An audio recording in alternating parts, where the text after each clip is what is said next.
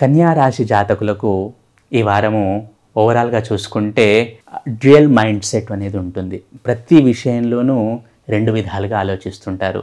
కొంచెం మానసిక ఒత్తిడి అనేది ఉంటుంది.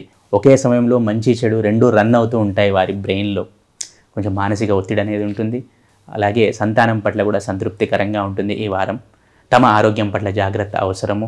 అయిన దానికి కాని దానికి కొంచెం కోపం అనేది వచ్చే అవకాశం ఉంది. కాబట్టి ఎమోషనల్ బ్యాలెన్స్ అనేది మెయింటైన్ చేయండి.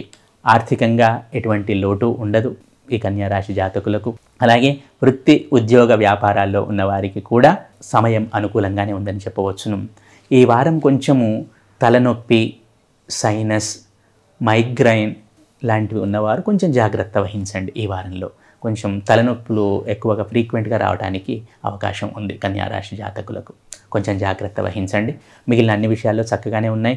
కొంచెం ఈ డ్యూయల్ మైండ్ సెట్ అనేది ప్రతి విషయంలోనూ రెండు రకాలుగా ఆలోచించడం, 2-3 రకాల ఆలోచనలు ఒకటేసారి మైండ్లోకి రావటం, వీటిని తగ్గించుకోండి.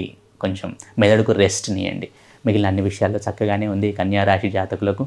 ఈ కన్యా రాశి జాతకులు ఈ వారము ఇష్టదేవత ఆరాధన, కులదేవత ఆరాధన చేయటం వలన సత్ఫలితాలను పొందుతారు.